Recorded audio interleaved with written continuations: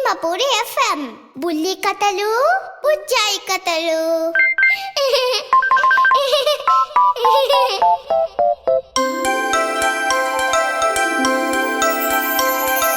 చిన్ని పిల్లలు చిన్నారి పిల్లలు ఆడి పాడి పచ్చని వేళ మంచి మాటలతో చక్కగా హలరించి బుల్లి కథ వింటారా ఈ వేళ. వింటాం సింహపూరి ఎఫ్ఎం బుల్లి కథలు బుజ్జాయి కథలు.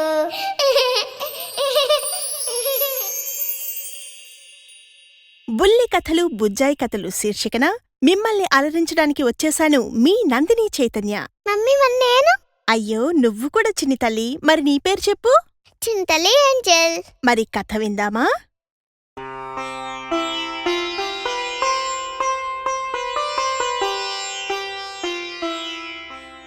చిన్ని తల్లి, నిన్నటి కథలో హిరణ్యగర్భుడు దీర్ఘముఖునికి గాడిద కథను చెబుతాను అని అన్నాడు కదా, ఆ కథేంటో ఇప్పుడు విందాం. అనగనగా ఒక ఊరు. ఆ ఊరి పేరు కరిపురం. ఏంటి కడుపురమా? అది గుడిలో వెరికిచ్చేది కదా, నువ్వేంటి ఊరి పేరు అంటున్నావు? రేయ్, నేనన్నది కర్పూరం కాదు, కరిపురం. ఓ ఓ ఓ ఓ కరిపురమా? సరేలే, నువ్వు కథ చెప్పు. ఆ ఊరిలో ఓ రజకుడు ఉండేవాడు. రజకుడు అంటే ఎవడు మమ్మీ? రజకుడు అంటే బట్టలుతికేవారు, సరేనా? ఓ అలాగే మమ్మీ. అతని పేరు విలాసుడు. అతనికి ఒక గాడిద కూడా ఉంది. దాన్ని బాగా మేపేందుకు ఒక ఉపాయాన్ని ఆలోచించాడు అతను. రాత్రివేళ గాడిద మీద పులితోలుని కప్పి పంట చేలవైపు పంపించేవాడు. పొలాలకు కాపలా ఉండేవారు గాడిదను పులి అనుకొని భయపడేవారు. దాని జోలికి కూడా వెళ్ళేవారు కాదు. అలా తిని గాడిద కొన్నాళ్ళకి బాగా బలిసింది. కొంతకాలం అలాగే గడుస్తూ వచ్చింది. పులి పొలాల్లో పడి గడ్డి మేయడం అంతుచిక్కని ఓ రైతు అసలు సంగతి కనుక్కొనేందుకు తెగించాడు. పులిని చంపాలని నిర్ణయించుకున్నాడు.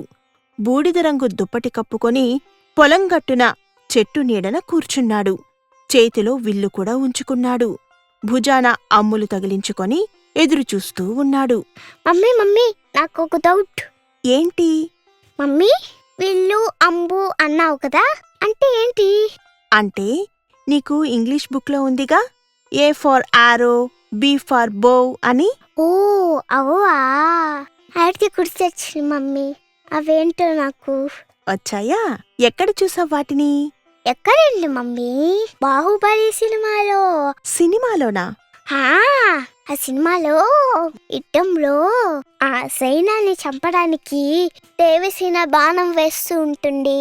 అప్పుడు హీరో కూడా ఎంటర్ అవుతారు కదా పరిగెట్టుకుంటా, అప్పుడు చూశాను మమ్మీ. నా తల్లే, సినిమాలు పిచ్చిది. పోనీలే, సినిమాలు చూసైనా ఇలాంటి వాటిని గమనిస్తూ మంచి వాటిని నేర్చుకుంటున్నావు కదా, ఏం పర్వాలేదు.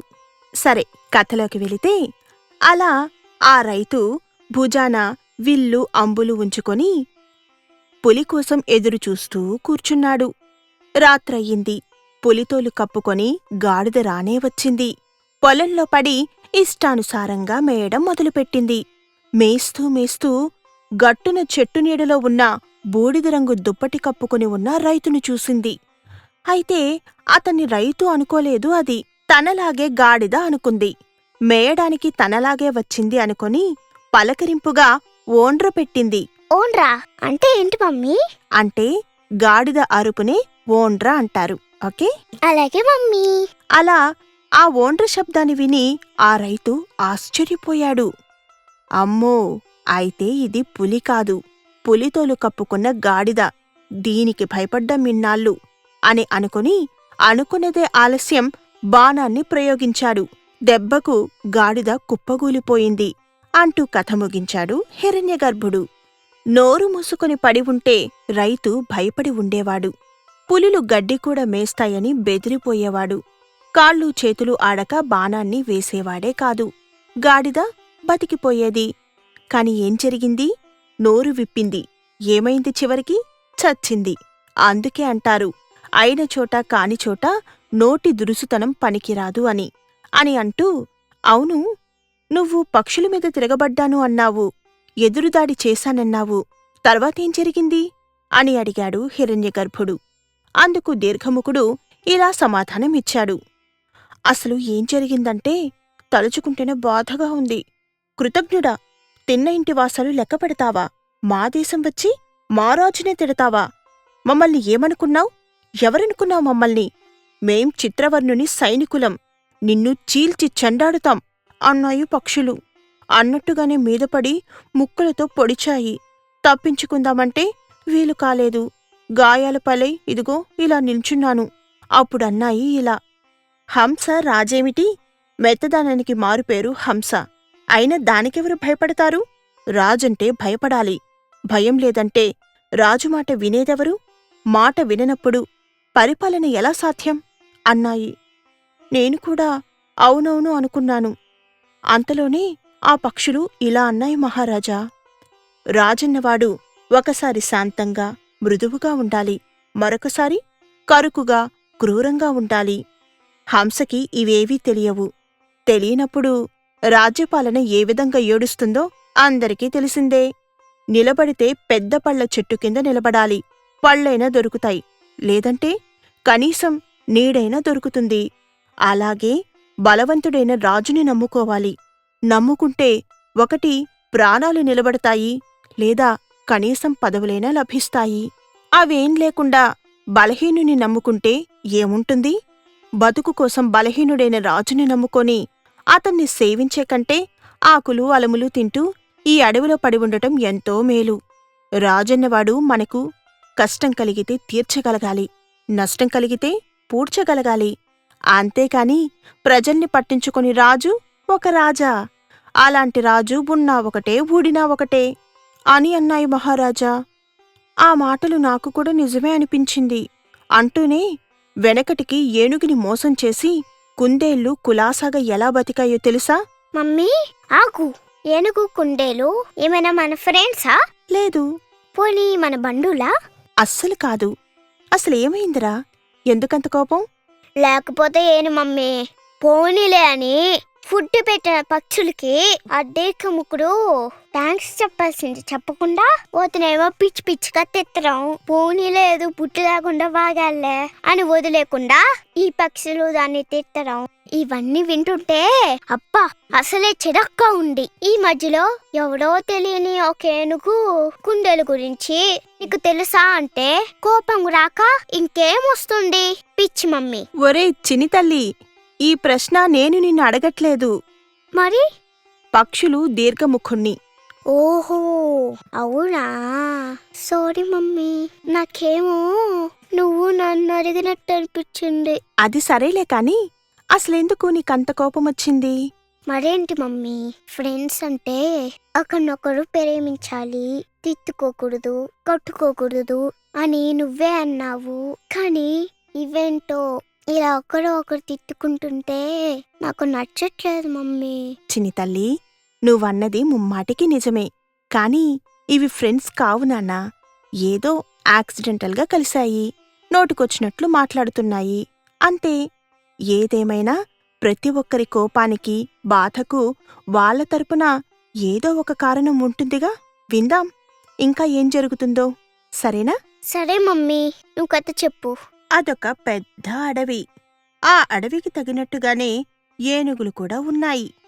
చలి, ఎండ, వానాకాలాలు మూడు ముచ్చటగా జరుగుతున్న కాలం. ఇబ్బందులు లేకపోయాయి. ఒక ఏడాది వానలు పడలేదు. ఒకసారి చెట్టు చేమ అన్నీ ఎండిపోయాయి. అడవిలో కొలను కూడా ఎండిపోయింది. దీంతో తినడానికి తిండి లేదు, దాహం తీర్చుకునేందుకు నీరు లేదు. ఏం చేయాలో పాలుపోలేదు ఏనుగులకి.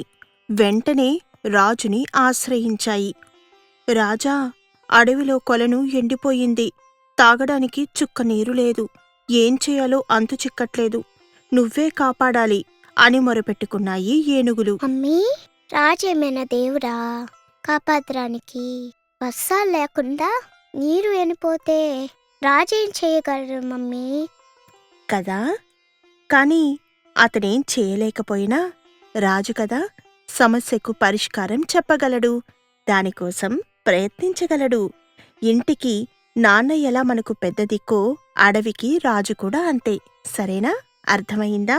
ఓ బాగా అర్థమైంది మమ్మీ. గుడ్. ఇక కథలోకి వెళితే, అలా అడవిలోని ఏనుగులన్నీ అన్నిటికీ నువ్వే దిక్కు, నువ్వే గట్టెక్కించాలి మమ్మల్ని అంటూ మోకరిల్లగా రాజు బాగా ఆలోచించి సేవకుణ్ణి ఒకణ్ణి పిలిచి చుట్టుపక్కల ప్రాంతాల్లో నీరున్న చెరువు ఎక్కడున్నది చూసి రమ్మన్నాడు. సేవకుడు చూసొచ్చాడు. కొద్ది దూరంలో పెద్ద చెరువు ఉన్నదని, అందులో నీరు కూడా ఉన్నదని చెప్పాడు. ఇంకేముంది, వెళ్ళి హాయిగా నీరు తాగి రమ్మని చెప్పాడు రాజు. ఏనుగులు పరుగు పరుగున వెళ్ళాయి అక్కడికి. చెరువులో నీరు తాగడమే కాదు, ఎంచక్కా స్నానాలు కూడా చేశాయి.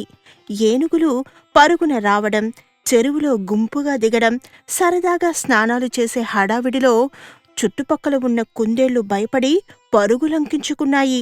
పాపం ఆ పరుగులాటలో కొన్ని కుందేళ్లు ఏనుగుల కాళ్ల కింద పడి నలిగిపోతే కొన్ని చచ్చిపోయాయి. చచ్చిపోయిన కుందేళ్లను చూసి ఆ కుందేళ్ల మంత్రి రోమకర్ణుడు చాలా బాధపడ్డాడు. వాళ్ళ రాజు సిలీముఖుణ్ణి కలిశాడు. ఓ కుందేలకు కూడా సపరేట్ గా రాజు ఉంటారా మమ్మీ? అవునట మరి. పా ఈ కథ భలే ఉన్నట్టుంది మమ్మీ. చెప్పు చెప్పు, తర్వాత ఏం జరిగిందో. ఓకే. అలా మంత్రి రోమకర్ణుడు రాజును కలిసి, అనుకోని ఆపద వచ్చిపడింది మహారాజా. మన చెరువు మీదికి, మనమీదికి ఏనుగులు దాడి చేయడం హర్షించరానిది. వందలాది కుందేళ్లు గాయాల పాలయ్యాయి. పదుల సంఖ్యల్లో పాపం చచ్చిపోయాయి. ఈ ఏనుగుల్ని ఎలాగైనా అడ్డుకోవాలి మహారాజా. ఈ దాడిని ఎలాగైనా ఆపాలి. ఆలోచించండి మహారాజా. మంచి ఆలోచన చేసి మన కుందేళ్లను కాపాడండి అని అన్నాడు. రోమకర్ణునితో పాటుగా మిగిలిన మంత్రులందర్నీ సమావేశపరిచి రాజు సిలీముఖుడు ఇలా చెప్పాడు. మమ్మీ ఏం చెప్పాడు? ఏం చెప్పాడో రేపటి కథలో విందాం. ఈ రోజైతే సమయమైంది కాబట్టి. అలాగే మమ్మీ.